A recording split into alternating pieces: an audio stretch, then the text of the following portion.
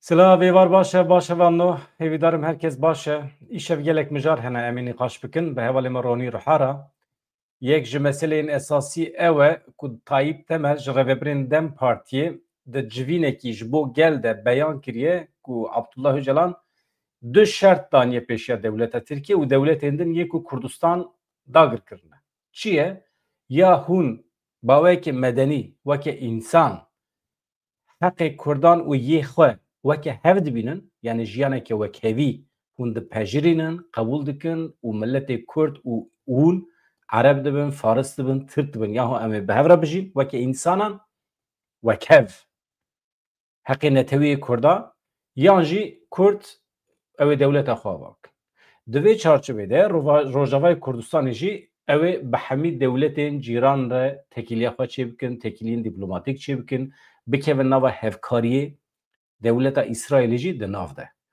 Sûçê Netanyahu, gunehê Netanyahu, pêkanînê Netanyahu ew meseleyekî din e. Wextê ku merov dewletekî re dikeve nava hevkariyê danûstandinên dîplomatîk nayê wê manê ku merov sûçê wan hemî digire serxwe û merov dibe şirîkê sûç. Eger wisa biya niha îro hale hazir em bi dewleta Tirkiye re di nava diyalogê dane erê, di nava tekîlê dane erê. Em di nava hevkariyê dane yani hevkarî çi ye em karê xwe bi hev re rive dibin erê. Em sûçên dewleta Tirkiye hemî digirin serxwe. Na tiştekî wisa tune ye. Sûçê dewleta Tirk heftê hev kerabînî ji binî ranabe. Em çawa dibin sûç? Em çawa dibin şirîk? Tê wê manê ku milletê Kurd xwedî heqe ku bi her dewletê re bikeve nava tekîlê dîplomatîk. Yani li gorî rojnamevanekî Tirk ku bi Tayyip Temel re hevpeyvîn çêkiriye, pirsan jê pirsiye, Tayyip Temel gotiye di hevdîtinên me yên bi Abdullah Öcalan re ev derketiye holê. Rast e, ne rast e, meseleyekî din e ev îdia dibe Tayyip Temel bi xwe bersiv bide. Ji ber vê yekê mijara me ya serekê ev e, ez bawer dikim naverok hinekî wisa ye, wekî din gelek nûçe hene evanno em ê ji we re pêşkêş bikin. Deriyê Niseybîn Qamişlo vedibe tekîlî hene bi dewleta Tirkiye re mesela wekî numune li başûrê Kurdistanê hevdîtin hene ji bo avakirina hikûmeteke nû gelek mijarên din hene em ronî rihane din seknandin. Ronî merheba bi xêr hatî. Merhaba mamoste Slav ji bo te ji bo hevalên hemiye. Dengê min hat te wextê ku min pêşkêş kir şîrova xwe? Belê dengê te baş hatine. Yani mesele mijara me ya vê êvarê ew e lê helbet gelek mijarê din jî hene, nûçeyên din jî hene. Hevalê me tev merex dikin ka em îşev vê meselê çawa şîrove dikin. Ev salekî ye pêvajo dest pê kiriye lê heta niha me tiştekî wisa min bi xwe bihîstî bû ku Öcalan behsa tiştekî wisa kiriye ama çi ye mesele em nizanin li derve dema ku merû behsa dewletbûnê dike, dewletbûna Kurda dike hin derdor hene dicerifin, hin heval hene dicerifin. Divê behs neke, behsa dewletbûnê neke. Ya çima behs neke? Doh nizanim îmkanê te çêbû çê nebû. Min statîstîkekî vê derê parve kir. Statîstîkê de dewlet hene 100,000 nüfusa wî ye. 200,000 nüfusa wî ye. Weke Lüksemburg, Liechtenstein, Cebelî Tarık, gelek deverên din Moldova hilbijartinê xwe pêkanî 2 milyon û tiştekî ye nüfusa wî hemî bûne dewlet yeketiya Ewropayê de cihê xwe digirin ama ême em 40 milyonin em newerin behsa dewletbûnê bikin ya va çi ye va çi tabû ye li ser me milletê Kurd em çima nikarin behs bikin divê em bi zelalî behs bikin yani li gorî Tayyip Temel Öcalan jî vekirî behs kiriye rêya sêyemîn tune ye binêrin heta niha hevano xeta sêyemîn hebû ne xeta sêyemîn hebû. Hatta carekî ronî riha di bernameyekî me de gotibû xeta sêyemîn têk çû gelek hevalan reaksiyonê nîşan dabû. Ne derbas dare. Gotibû li rojata navîn divê Rojava li Sûriyê ne derbas dare. Yani te behsa xetekî Yesîm kiribû te gotibû îro di vê rewşê de xeta sêyemîn ne derbas dare. Öcalan eyn weke te dibêje.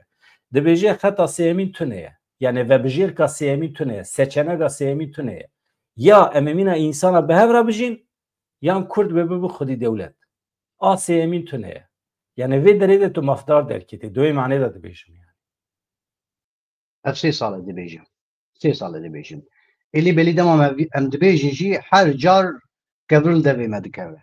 Her car kevir devê me dikeve li ser navê çi İlkel Milliyetçî.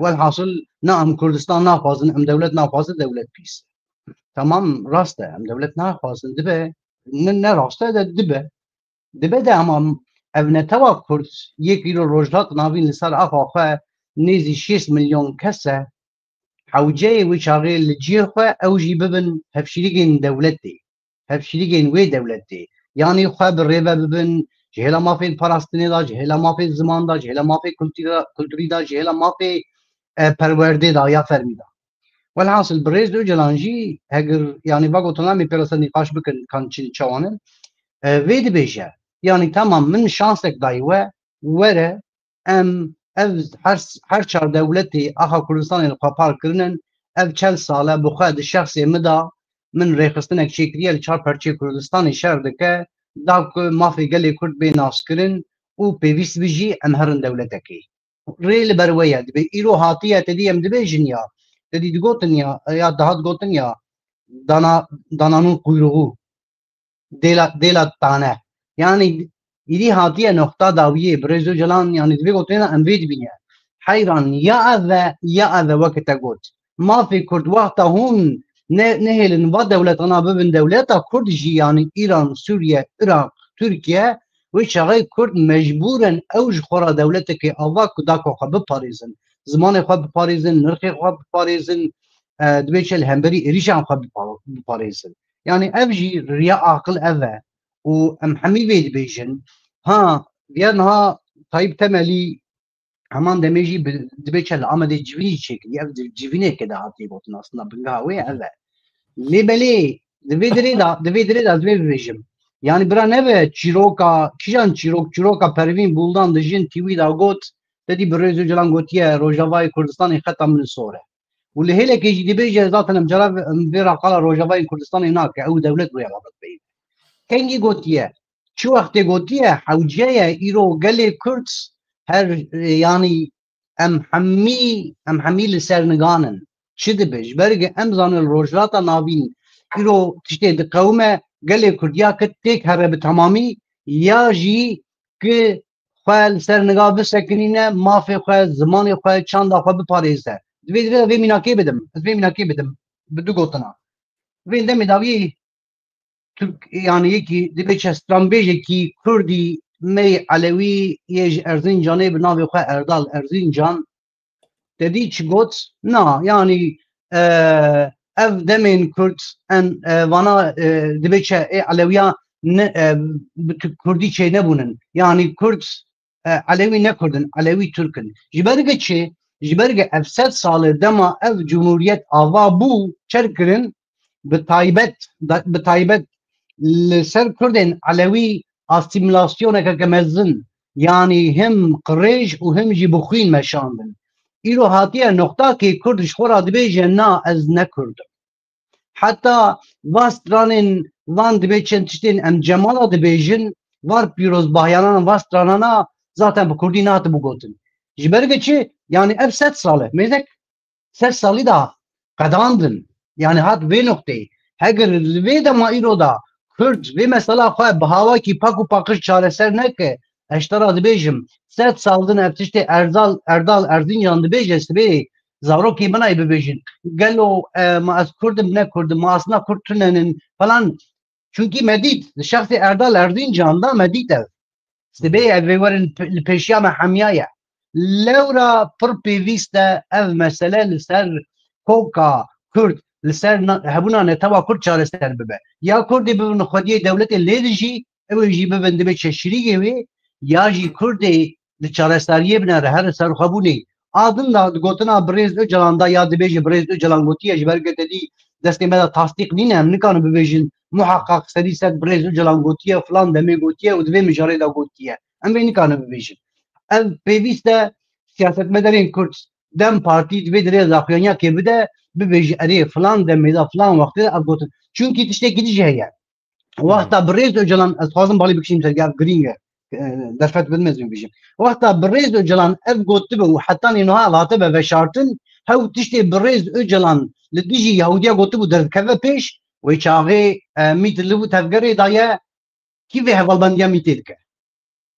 Hevalbandiya wan kiye برز Öcalan hev gotini win erişi yani vaka bebej nav ne kadar bejim erişi sen İsrail dike dert kevin peş ve ebtiştana evet işte hev qasi gringil holi hebben dana kevin peş ve çağı dve listeke kreş de listen listeke kreş de listen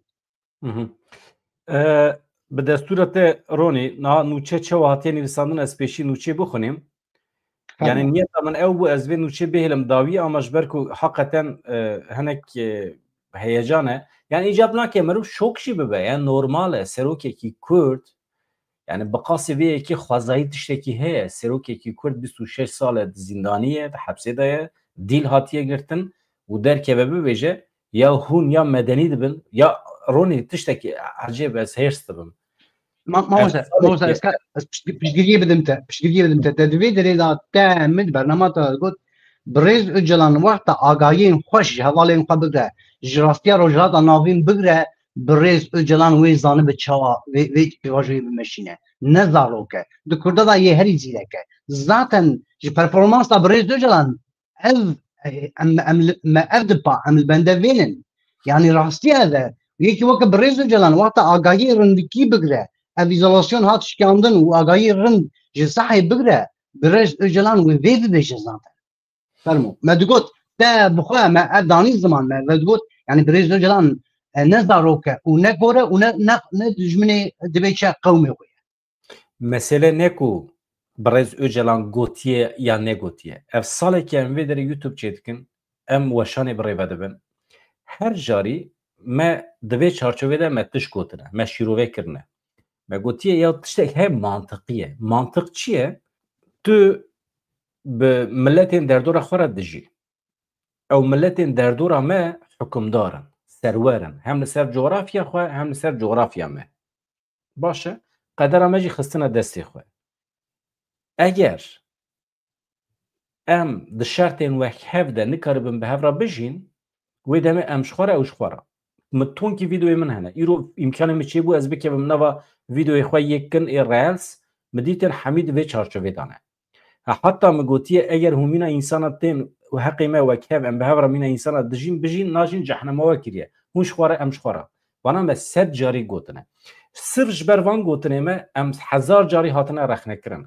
Ya hûn çima rastiyê nabînin? Hûn çima nayîne ser rêya mantıqî? Yani mesela îro tiştek ku em dibihîsin ji Öcalan wana tiştê mantıqî ne? Tiştê rastin, tiştê rast e mirov çawa dikare li hember derkeve. Ha wekevî tişte herî xweş e. Demokrasî tişte herî xweş e. Astiye herî bilindiya medeniyetê ye. Azadiya fikr û raman, azadiya xwe îfadekirinê, astiye herî bilindiya medeniyetê ye. Kurdistan jî ne heram e. Kurdistan jî ne heram. Tu nika Kurdistanê bin heram kirin bidin ne qedexî ser peyve. Yani ev jî çavê me dixin. Ya tercih e. Na eger pêşî em bikaribin bi hev re bijîn wek hev. Çima rabim hezar hev dewletê çêbikim li rojhilata navîn ya jî li Ewropayê ve yeketiya Ewropayê bû yek mesele ne ew e. Veya tercih e. Tu çareseriyekî pêşniyazî raqîbê xwe dikî. Tu dibêjî arkadaş werin çareseriya min ev e. Hûn hene tu nene. Eger hûn tu nene hûn ji xwe re em ji xwe re. Yani veya tişte herî maqûl e. Ez nûçê pêşî bixwînim.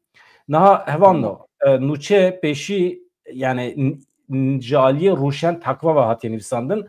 Ji malpera T24 ew jî rojnameyekî bi Tirkî weşanê dike.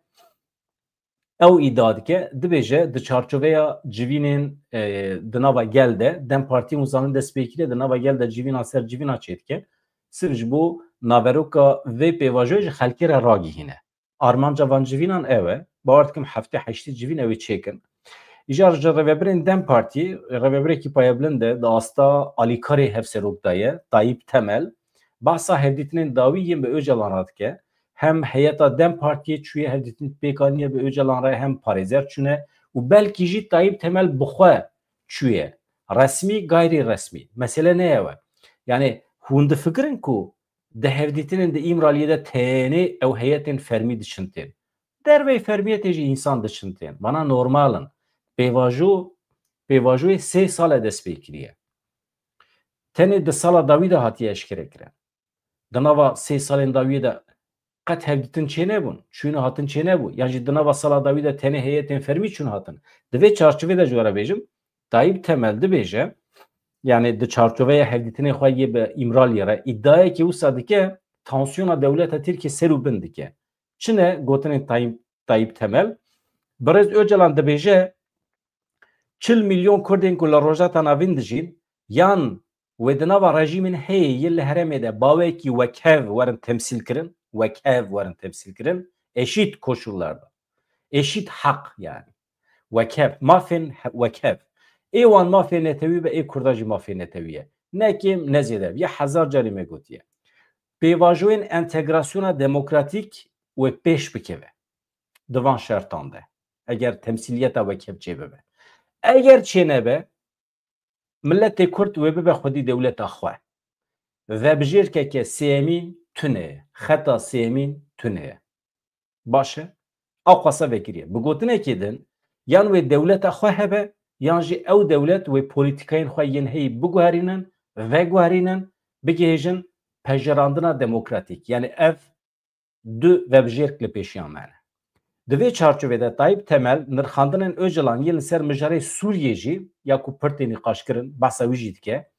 Temel diyar kir ku Öcalan çareseriyekî entegrasyona demokratîk ji bo Sûriyê jî pêşkêş kiriye. Dibêje ev modela ku em pêşniyaz dikin jiyana wekhev ji bo Şamê jî derbas dibe. Yan hikûmeta li wê derê wê bi qasî ya Ereb, Durzû, Alewîn Sunnî Kurd be jî yani hikûmeta Şamê çawa ku Ereb e, çawa ku Durzî ye, çawa ku Sunnî ye û ew qas jî Kurd be. Yan jî sînorên xweseriya demokratîk wê werin stûr kirin, zehm kirin, mezin kirin, ew ê tekiliyên dîplomatîk bi awayekî demokratîk li seranserê qada navnetewî bi pêş bixin. Ew ê neçar bimînin tekiliyan bi pêş bixin. Mecbûrî ye ji bo parastina xwe. Ev yek İsraîlê jî digire nava xwe. Pir mühîm e. Yani Rojavayê Kurdistanê wê bi İsraîlê re jî tekiliya xwe pêş bixe. Em behsa rewakirina İsraîlê ji bo kiryarên wê yên li Filîstînê nakin. Yani çi ye? Hikûmetekî heye li İsraîlê, Netanyahu li gorî xwe ketiye nava hin pratîkan. Ev pratîkî wî rastin, şaşin ji bo ewlekariya xwe ye. Ji bo çi dibe bila bibe? Em nabin şîrîgê wan wexta ku em tekilî bi wan re pêş dixin. Em nabin şîrîgê sûçan. Em tenê hevkariyê bi dewleta İsraîlê re pêş dixin. Ka dema ku em behsa dewleta Tirkiye dikin em çi dibêjin? Dewlet tiştekî ye, hikûmet tiştekî ye. Em tekiliya derheqê vê pêvajoyê de bi dewleta Tirkiye re pêş dixin, ne bi Tayyip Erdogan re. Wê demê İsraîl jî di vê çarçovê de ye. Hevanno em teqez dikin ku Kurd veya hin jî gotinên Öcalanan. Em teqez dikin ku Kurd, milletê Kurd mîna her kesî mafê wan heye ku tekiliyên dîplomatîk dayinin, tekiliyên prensîbî di qada navnetewî de bi pêş bixin. Ev hemî ji aliyê rûşên teqve ve hatine nivîsandin di malpera T24 de gelekî dirêj e jî lê tiştek ku we eleqedar dike ez dibêjim pêvajoyê eleqedar dike ev in. Min tiştek ku hatiye nivîsandin yani veya iddiayê Tayyip Temel di vê çarçovê de axifiye ya jî cuda axifiya rojnamevanî wisa fehm kiriye? Meseleye veronî. Ya jî Tayyip Temel ev gotinana hinek gorê xwe bi ser vekirinin. Li gorê xwe şîro vekirinin. Ser navê Birêz Öcalan. Hewceye ev Gotinên Öcalan gelekî lê tên. Xwezî ev hemî tiştî ku gotiya yani sedî sed rast bin ku em jî bibêjin bira li çepikan bidin. Belê rastî ev e tiştê em li bendenin ev e. Mêrdeke divê dirê de çi dibêje? Hevaltiya yani Kurdê wexta bi İsraîl re têke îrtibatê ev mesela gazê wan em pê wê meşrû nake ew pirsgirêkek dine. Ew pirsgirêkek dine. Tiştekî din binê wê qêz dike.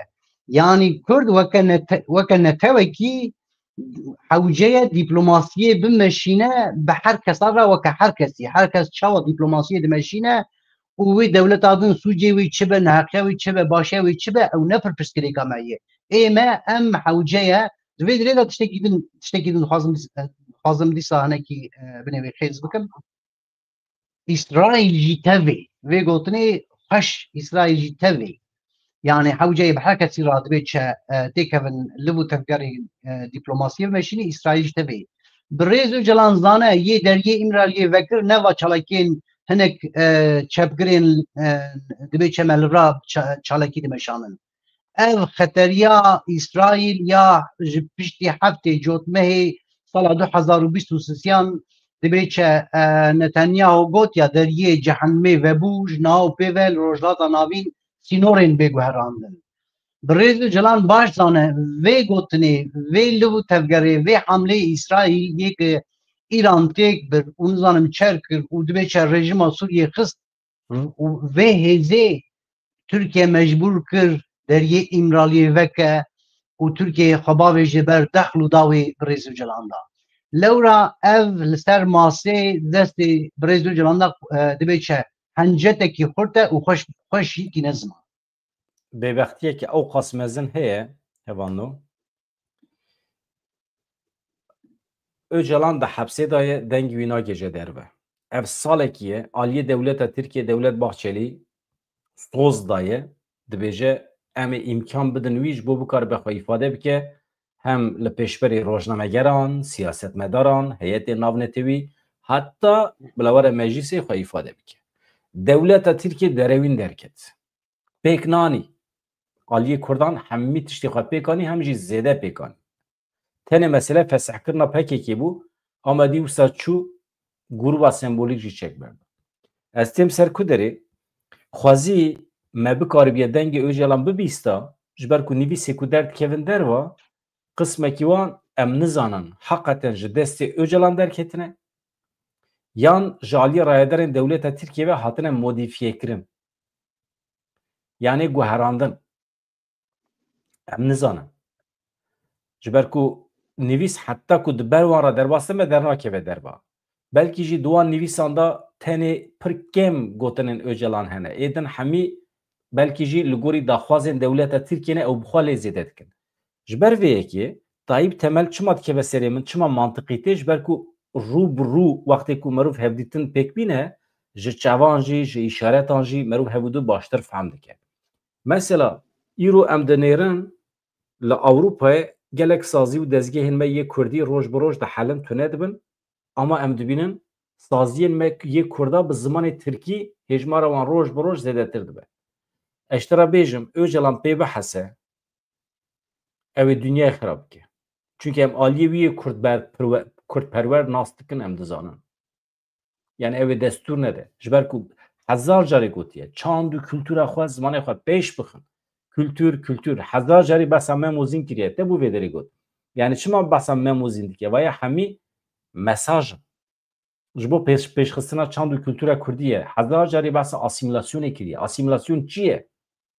Yani zimanê Kurdî bi pêş bixin. Yani milletê me hûn çima mehkûm dikin herin rojnameyên bi zimanê Tirkî bixwînin? Çima? Yani herin binêrin Kurdan malperan vekiriye, malperên li Ewropayê vekirine hemî bermayên çepê Tirkin hatine divê derê de dinivîsan dinivîsînin hemî jî bi meaşin. Bi meaşê milletê Kurd. Ya tiştekî wisa zulme. Yani vê zulmê asla qebûl nakim. Tiştek ku qebûl dikim, tiştek ku herkes mecbûr e pêk bîne, malperên Kurdî divê bevin, YouTubeên Kurdî verbin, televizyonên Kurdî vebin, bi hezaran rojnamegerê me tê de xebatê bikin, xizmetê bikin ji milletê xwe re. Bes e ya. Heqeten bes e ya.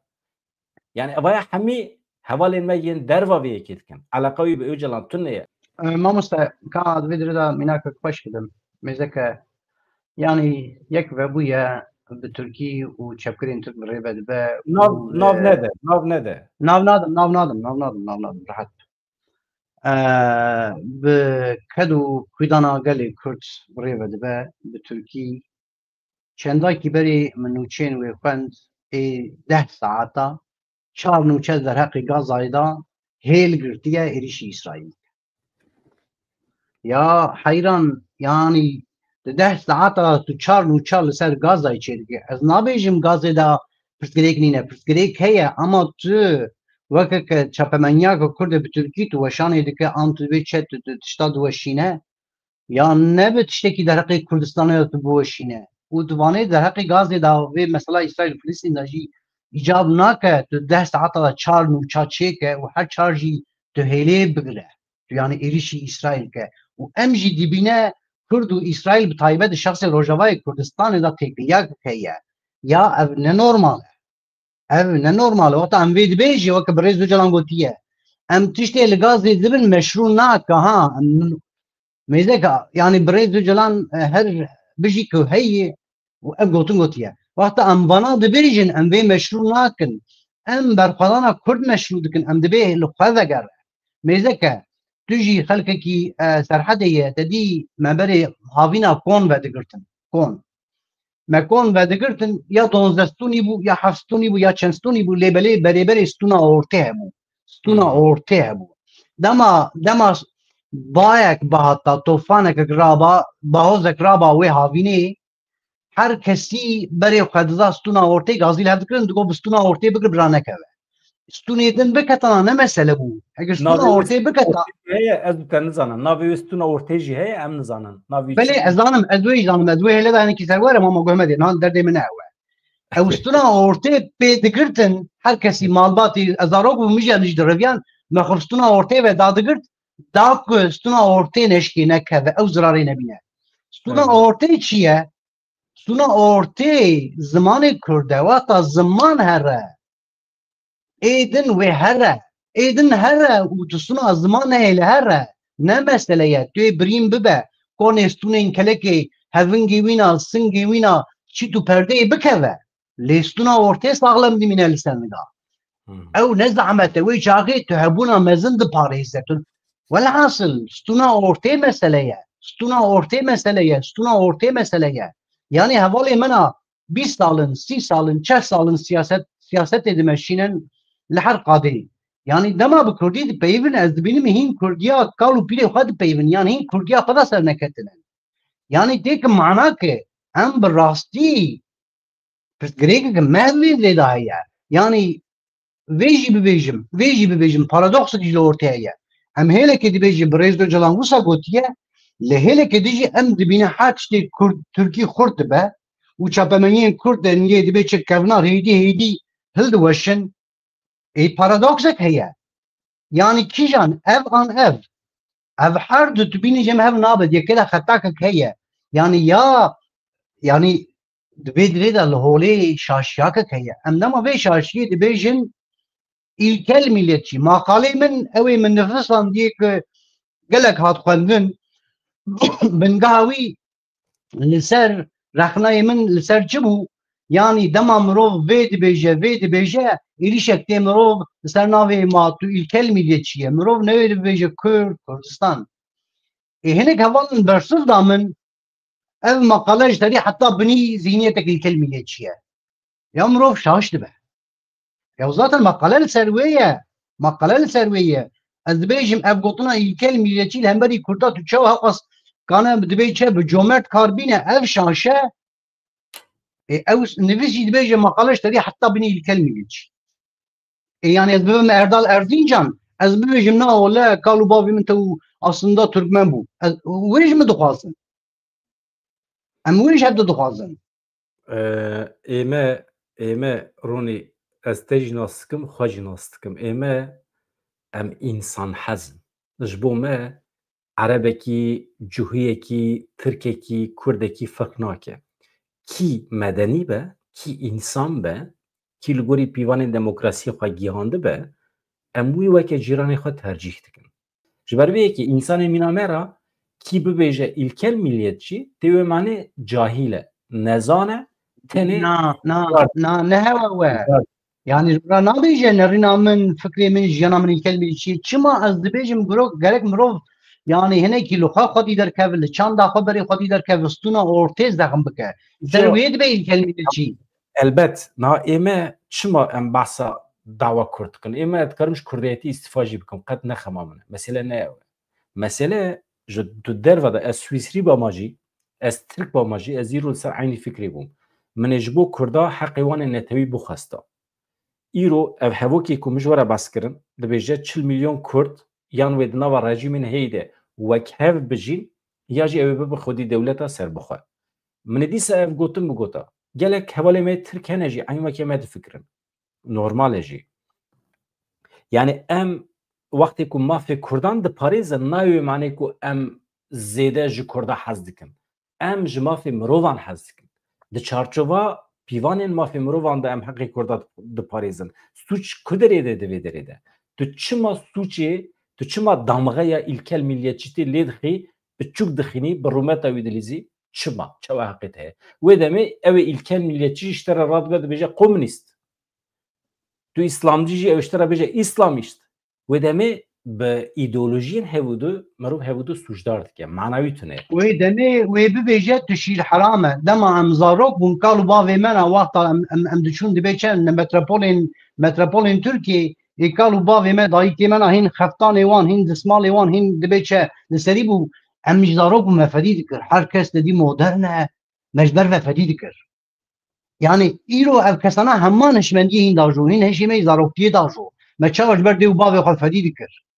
Yani hayran ev şîr heramtiye ne komünistî ya İslamistî şîr heramtiye gelekî te em çel sal em jad bin 40 milyon heye hewceyên me bin 40 milyon 6 milyon Kurd wexta îro hîn hew statya wan başûrê Kurdistanê hebe ew jî li ber xerabûnê ye ew jî li ber xerabûnê ji herê lê da êriş tê ser û heman demê di nav hev da êrişê hev dikin û tu wexta mafê te stûna ortê nebe dibê çe bingeha jiyana te wê çaxê tu şîr heram e.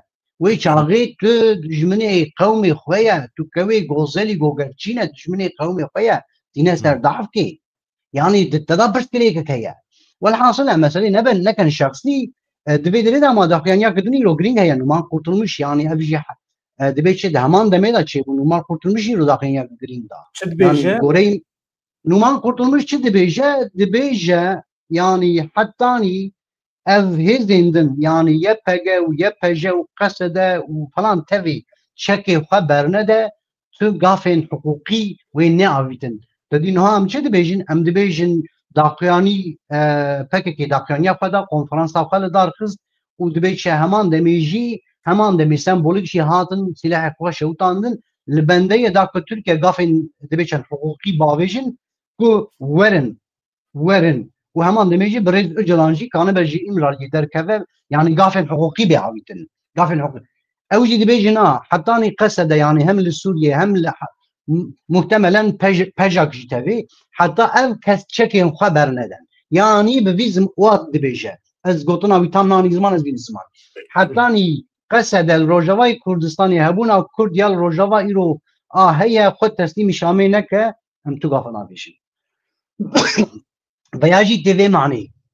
Aslında bu havaki Erdoğan çergiş Amerika hatiye şunda çergiş Amerika hatu şunda dediğin revebrin Amerika evdakrani da Erdoğan pevîstiya wî meşruiyet de hevu hat me meşruiyet da.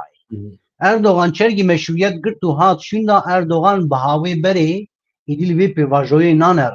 Hatta ni nuha de tirsiya yani gello dibe va pevajoya wî bixe.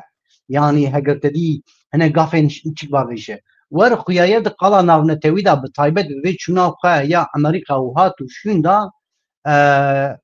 hatiye astekdin ama her çawabe ev daxaniya Numan Kurtulmuş heman demêjî dibe çe berpirsiyarê yani rêveberê vê komisyona hewceya dibe çe vê nîqaş bike hûne gafên hukukî berbitin heman demê berpirsiyarê vê komisyonê jî serokê vê komisyonê jî dibêje na hettanî çek nêdanîn ev teslîmî Şamê nebin tu gafên hukukî bira dibe çe kesek nelbende wê nabîtin ev jî têk mana ev pêvajo xetimiye yani hirkişiye el ber hirkişandiniye. Ha adın ev gotin birêz Öcalan vanê temel Tayyip Temel gotî Tayyip Temel ne zarokeke Tayyip Temel demek ki dûr dirêj çapemeniya Kurda rêvebertiyê dike rojnamevan e nifîskar e siyasetmedar e di mesela Kurda kesekî dibe çe serwer e kesekî xwedî hişî wî li serî ye. Ha ez vê rast qebûl dikim. Ez ev tiştê Tayyip Temel gotiye ez rast qebûl dikim. Yani ji serî heta binî hevok gotin ez qebûl dikim. Wexta wisa be ev hevalên me li derve. Yên kesê derve na bi rêz Öcalan dîl hatiye girtin. Ew ji wî gotin ji me kirin. Hewceya di vî millî da zû gav bên avîtin. Wata em dibêjin zû bira gav bê avîtin em nabêjin dijminatiya Tirkiye bikin. Em nabêjin dijminatiya Tirkiye bikin. Em dibêjin Tirkiye ev 100 sal e yani tew tu dev Osmaniya berde ev 100 sal e em naz dikin. Em ji ku da naz dikin yekemîn em ji koçgirî da naz dikin. Koçgirî yek راپرین بو دعوا کردستانی کریه یعنی بی اولو ایدولوژی و وردا ویدا راپرینا کوشگری حوجه لیکولین هین خورد لسببه علی شان حیدر بی علی شیر نوری درسمی اف راپرینا وان حوجه لیکولین خورد سببه یعنی به غلبه خواه پرانیا خواه کرده منن علوی لیبلین نه به ناو علویتیه به ناو کرد و کردستانی داخوازیا کوان هیه او هرم سر بخواه ببه مامورین خباتکارین دولت ترکیه جیه به کشاندن اسکر جیه وکشه او بخار خواره ببه والحاصل جوی روجی حتانی ایرو دولت ترک ام دبینن یعنی تنکانه حتانی داوی سدی سد هاو باوری وی بکه و اینوستمنت یعنی خواه بست بری وی و گوری وی بیک علی بمشه ای اوتا وانا اوتا اف وسا زلال به حوجه اف بانگوازیا ان گوتنین تایب تملی گوتنین وانا گوتنی برزو جلانن با گوتنان د مریت دا حوجه باوا کی اکتیف زوته که مریتی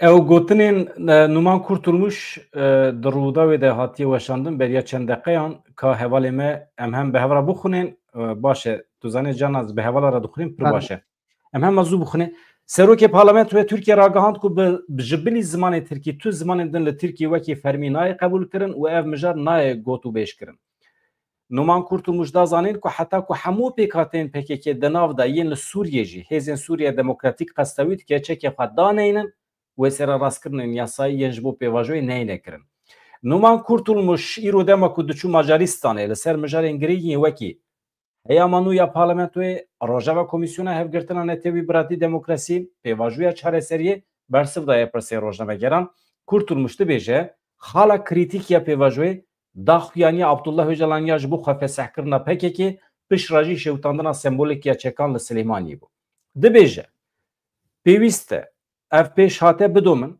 رادس کرنا چکان باوی کی پک به قرای گشتیا ترکیه قانح ببه yani raya giştiya Türkiye ikna bebe raya giştiya Kürt lukuderiye raya giştiya Kürt hassasiyete viçmal berçava naygirtin numan kurtulmuş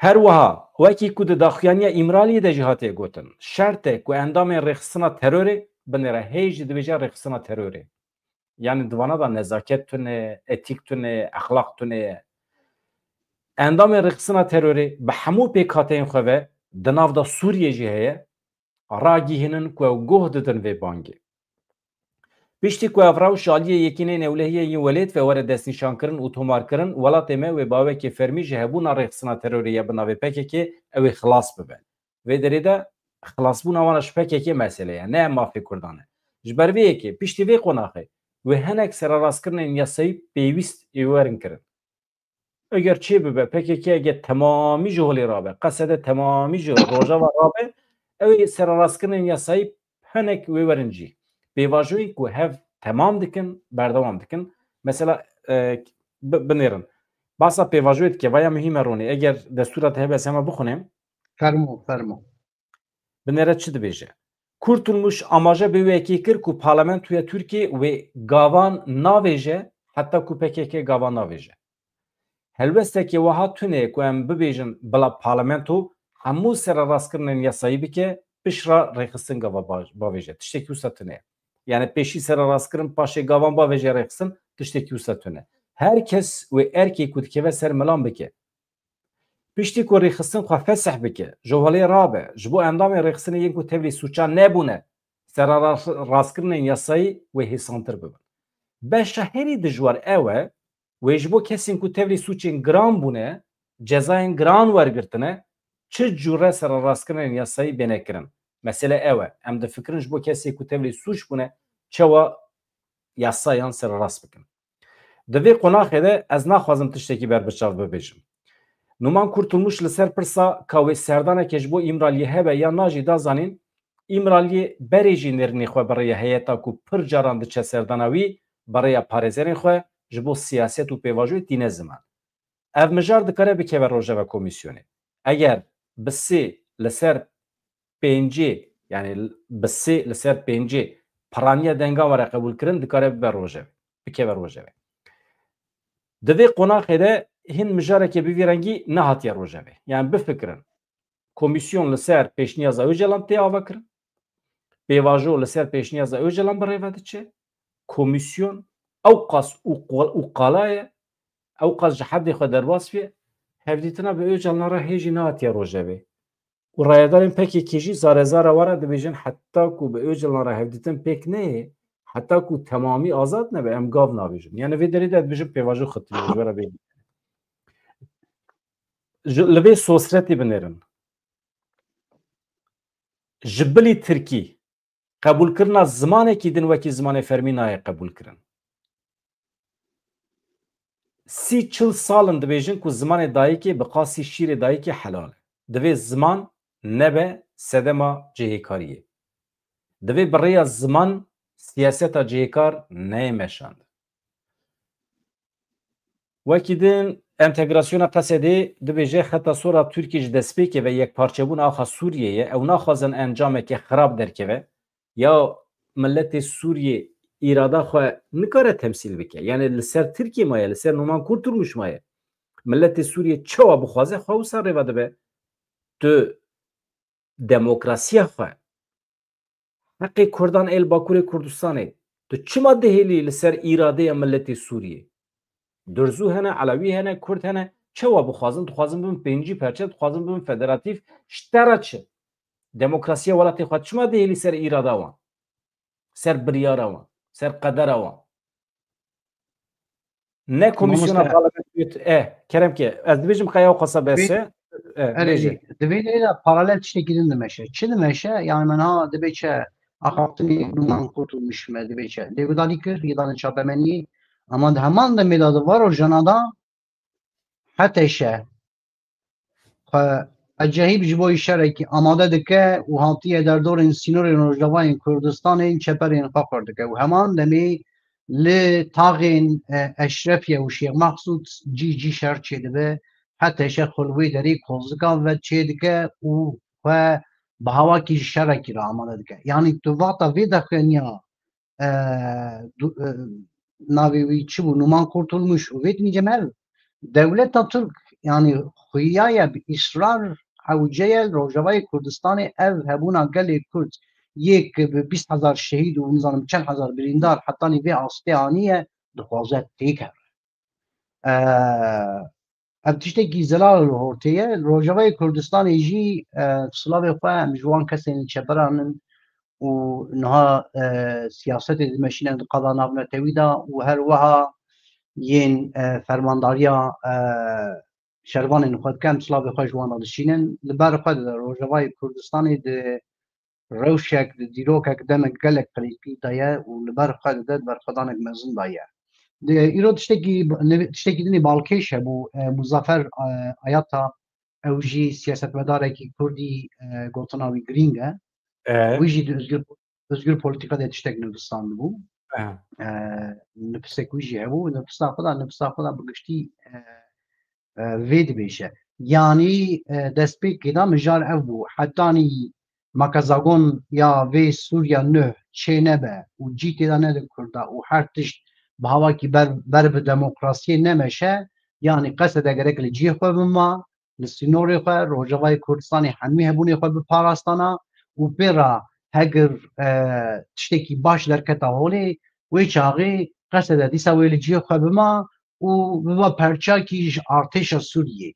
Lê xuyayê Dewleta Türk û hete şe bi tahawî yanî serîda Dewleta Türk vê qebûl nake û dixwaze li wê derê Rojavayê Kurdistanê Kurda bifetisînin û teslîm bigire.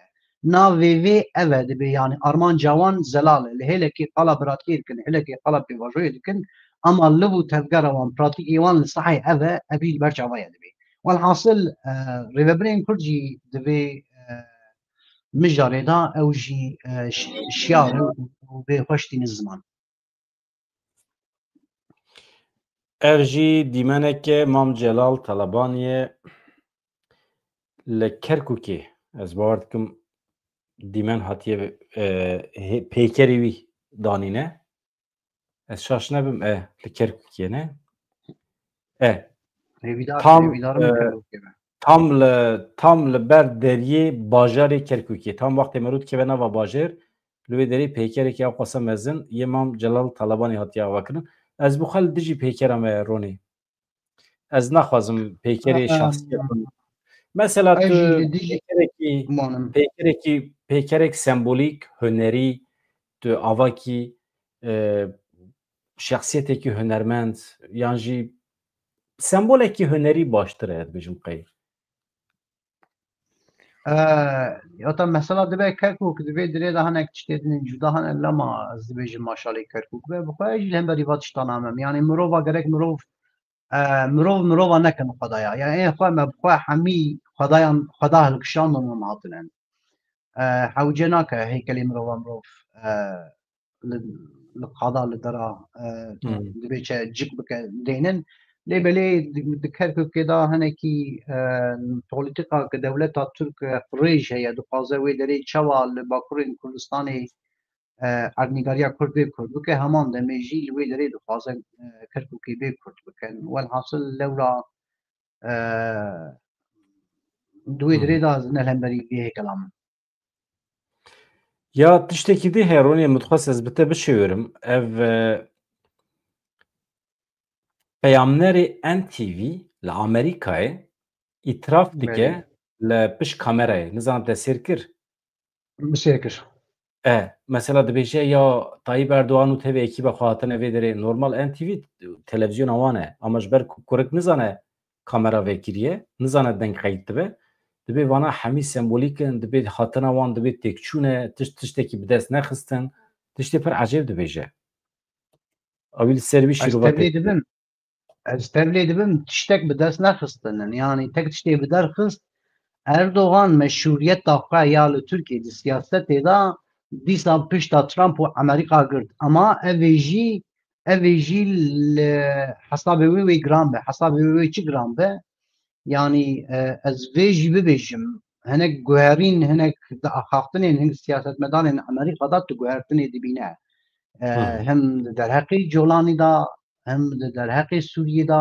û hem derheqê Qesedê da yani xuyaye bahawaki Erdoğan jî wexta Kurd hinekî li ber xwe bide li ser nigê xwe bisekine hêzên navnetewî wê bahawakî yani bi vê çiqas Erdoğan xwe pê meşruiyeta xwe çî kir wan jî va meşruiyeta da Erdoğan lêbelê goş xeta me dermekeve ji çizgiya me dermekeve yani me rehesiz meke ez barkim Trump wezîfe jî daye wî yani gotiye bi şiklekî Hamasê îxna bike ملت غازه اقناع بکه که جوی داری درکبن اگر تو سابقی هم دکارن دبی تو تجارت خواهی به روسیه را به چینی را بدی سکناندن و دبی تو حوالبند دوست اسرائیلی بی و اگر تو سیاست همه یا روشت نوین خدمتی بکی دبی هم دکارن هنک تشتانده بارا ببنالی کارش بروی که پرپسیو دانه تشتی که بسه اشتی گوتن Li min ji bo siyaseta hundirîn bû yani ji bo siyaseta Tirkiye bû yani ji bo mesela derve da bi tuha wî Erdoğan tiştek dest nexist me ev ji devê heqan fîdan bîst me ev ji devê heqan çi fîdan bîst tedîn ha teyarake nav kan çêkirine tedî bê pesnê xwe da rextamê xwe dikir me wa dikir yani heqan fîdan got yani hetanê ew lîsansê nedin em bikanin motorê ji we teyarana باشه lîsans nedanî رونی به دستورت هوانو از همه پورکی من نوچه هی اجوار همه زوب نوچه بکنیم که چه هی چتنه اما لبنده بن آراوشا جواکنا سوسیولوگ اسماعیل بیشکچی که خوین چه بو سرمجی و روش بروش بر به باشی ودشه اف تشتک باشه سوسیولوگ نویسکار اسماعیل بیشکچی 27 ایلون ده تبلی نهمین مهرجانا بلگه فیلمانیا فیلم آمده ببو لوی دری خوین چه بو سرمجی وی آرا کرن نخوشخانه نه آراوشاوی بر به باشی ودشه سروکی odaya doktoran ya Ahmet Veysi Ulgen tekildere Ravşet Tendrüsiye Beşikçi Agayda got de muayeneya nörolojiye de yani ya beyinde ya serivesi be mejara bir axaftin bikaranina bedena xwe de pêşketin çêbiye dikare lingê xwe hindik be jî lingê xwe rastê bilivîne Ulgen dibêje li beşa venêrina awerte fizyoterapiya wî dewam dike Li navçeya Çermûga Amedê 4 kesên ku ji bo paxişkirinê ketibûn bîrekî ji ber gaza jeneratorê ji herî ketine mirine mixabin ev jî bêpergaliya me ya Kurdan e li gundikê Beybagê Çermûgê 4 kes ji bo paxişkirinê ketine bîrê û paşê jî xizmê wan dema dîtine ku dernakevin bang alîkariya Afadê kirine. Afad hatiye nêriyê 4 kes têde xeniqîne. Em naviyan jî bêjin bila bikeve qeyda. Mehmet Karabağ 33 salî, Mehmet Emîn Karabağ 35 salî, Hanîfî Yeşîl Yaprak 38 salî, Kemal Karabağ 17 salî. Sê kes ji eynî malbatî ne xuya ye. Ev jî nûçeyekî balkêşa Ronî binêrin. İlham Ehmed ragihand ku ji bo vekirina deriyê Sînoriyê Qamişlo Nisêbînê lehevkirineke dest pê kiriye. Yani lehevkirinekî destpêkê heye. İlham Ehmed da zanîn ku danûstandinê li ser rêvebirina wî ya deriyê Sînor berdewam in, wekî prensîp lehevkirinekî destpêkê heye, ew derî wê were vekirin. Fermandarê Giştî Qesedê Mazlûm Ebdî biriya fermandariya navendî ya Hêzên Amerîkayê CENTCOMê ji hikûmeta Şamê re gotiye ew ji bo yekgirtinê avakirina komîteyên hevbeş amade ne. Wekî din tiştekî dijî heye. Washingtonê ji Şamê xwestiye, yani ji Colanî û derdorê xwestiye tevlî hêzên hevpeymaniya tekoşîna li dijî Daişê bibin. Ya İlham Ehmed dibêje vay hinekî komîk ye divê hikûmeta Şamê helbesta xwe ya li hember şerê li dijî terorê eşkere bike. Yani çawa mümkün e ku heteşe tevlî hêzên hevpeymanî bibe. Ya wekî din nûçeyek Carek din heyê hewceyê em li ser bipeyvin niha hem de tevna civakî da yani sosyal medyada gelek tê nîqaş kirin niha di navbera sînorên Iraqê û Rojavayê Kurdistanê an jî Sûriyê bi taybet ji ew milê Şengalê de yani yê destê heştê şabî da dîwar tê lêkirin. Feqet li vê derê Başûrê Kurdistanê ji wan daxuyanî divê çê daxuyanî ji dan yani hem li vê derê nîne pêşmerge li vê derê nîne ew der destê artêşa Iraqê de ye ew dîwêr lê dikin. Lêbelê tabii ki di nav Kurda da hinekî nîqaş e yani dibêjin Başûrê Kurdistanê di navbera Rojava û Başûr welhasıl Sînor lê dike. Ez vê qey hewceyê ev mesele hinekî zelal bibe.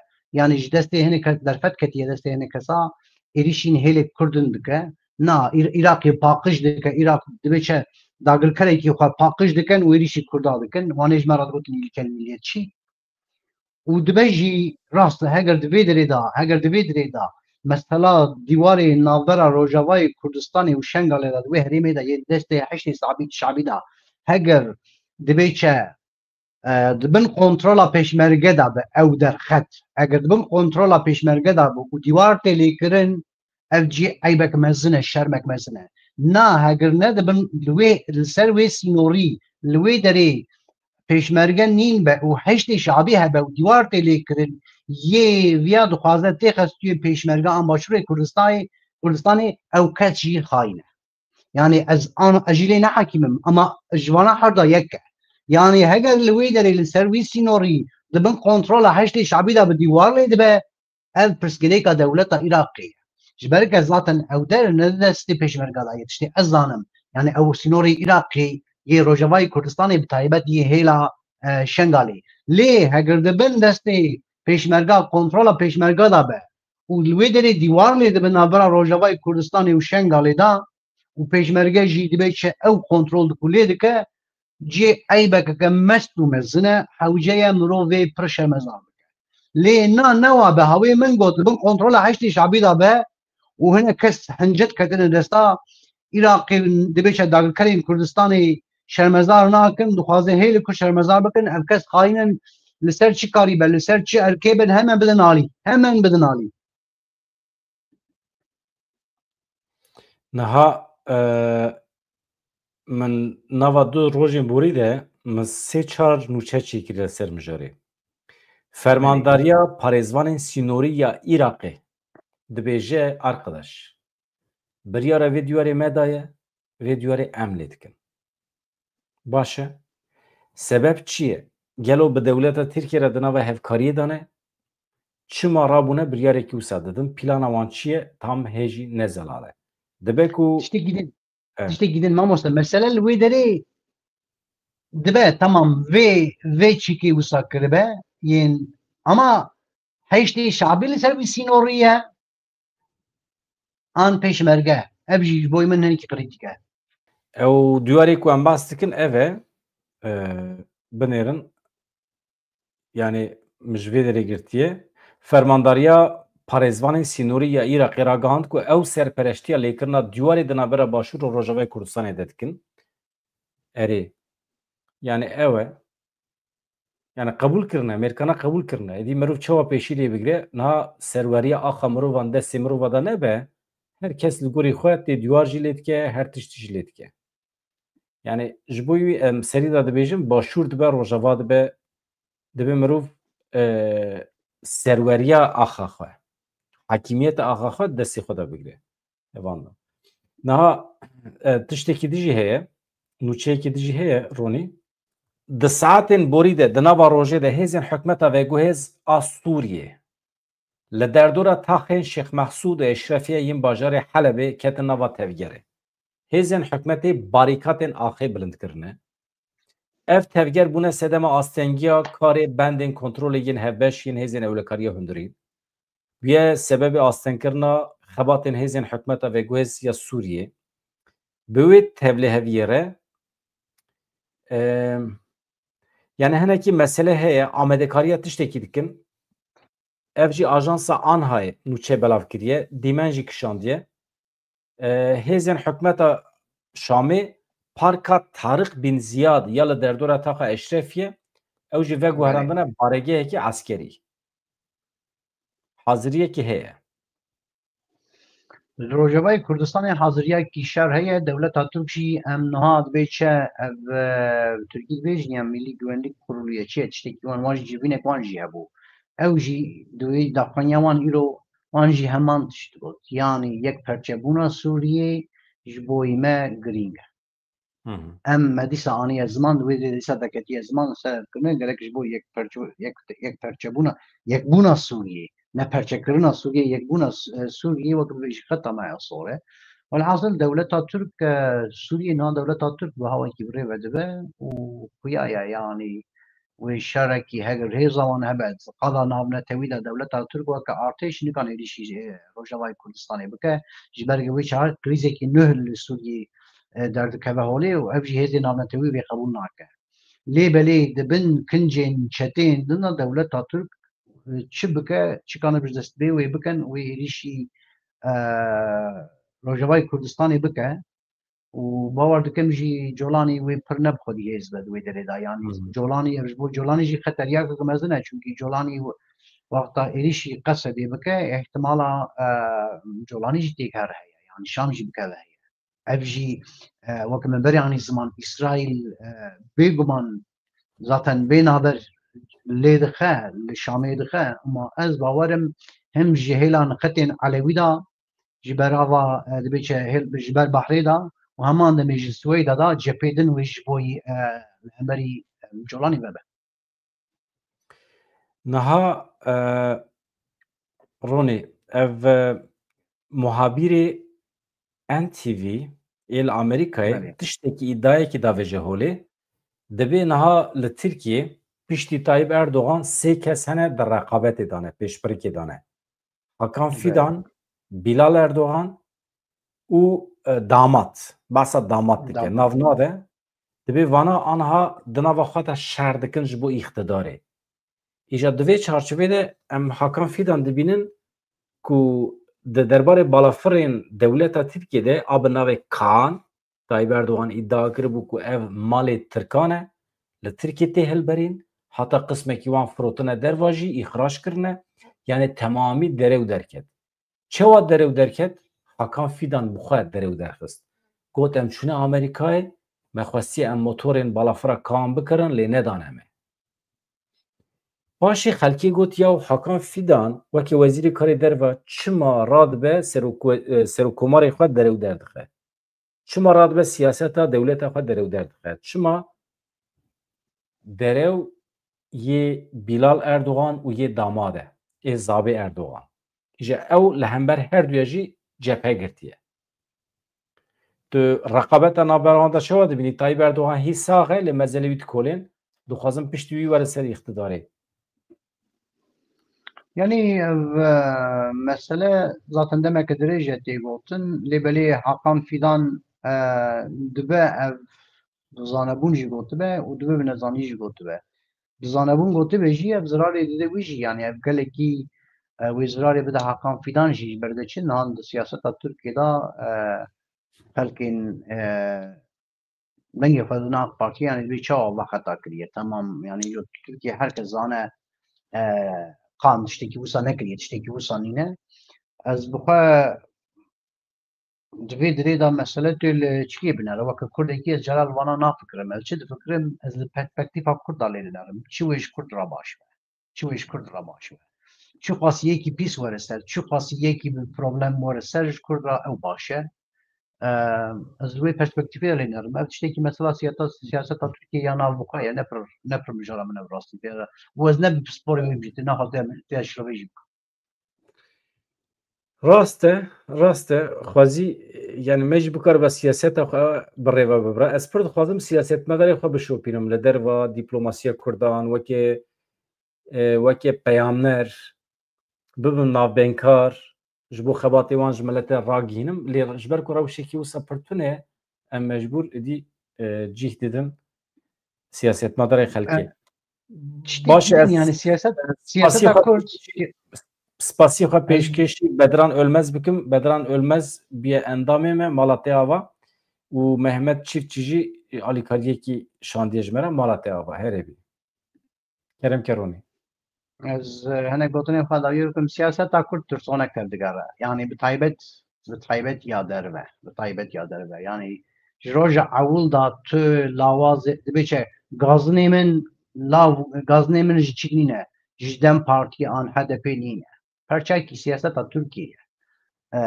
lê belê siyaseta Kurdin ya li derve pir tirsonek tevdigere yani hinek tişteyê ji xelkê re edet be ji xwe re qebhet dibîne hêdî dibêje bi tirs dibêje em yani tu ser navêne tevekî wexta tu tev bigere û wî hawî bipey li daxwaziyê xwe bîne ziman ev tiştekî ne cî şermê cî serbilindiyê ye îro rojata navî li ser axa Kurdistanê em qala 6 milyon kes dikin tu netew îro li wê derê hejmiyara wî 6 milyon 5 milyon kes nîne wexta tu xwe bike berpirsiyarên vî netewî destê tê li ser masê jî xurt be wê li qada şerda jî wê xurt be û welhasıl di dîplomasiyê de jî wê xurt be yani me nagotiya bi rêz Öcalan Tayyip Temel dibêje bi rêz Öcalan gotiye İsraîl jî tevê yani Kurd hewce ye dîplomasiya xwe bimeşîne her kesî re têkilî wî hebe heyran tiştekî divê dirê de merov tirsonek fedyok İsraîl ne herame û Tirkiye ne helal e Erdogan ne helal e û Baxçelî ne helal e û İsraîl heram be an Misir heram be an Suudi Erebistan heram be an êdin heram be welhasıl em Kurd siyasetê da em hinekî hêdî dî yani Rojavayê Kurdistanê rêveberên Rojavayê Kurdistanê taybet divê derê de gelek xurtin gelek pêşketinin ama ez bawer dikim hewce ye divê derê da Kurd hinekî din wêrek tev bigere hevan em xatir ji we dixwazim mala wê ava ji kerema xwe re bibin abone bibin endam vê kanalê em pêş bixin û em bikaribin hevalê xwe ê rojnamegerê xwe ê ku bikaribin were vê derê biaxivin vê kanalê mezintir bikin em ê çarçova xwe berfirehtir bikin mala wê ava her hevin hevan da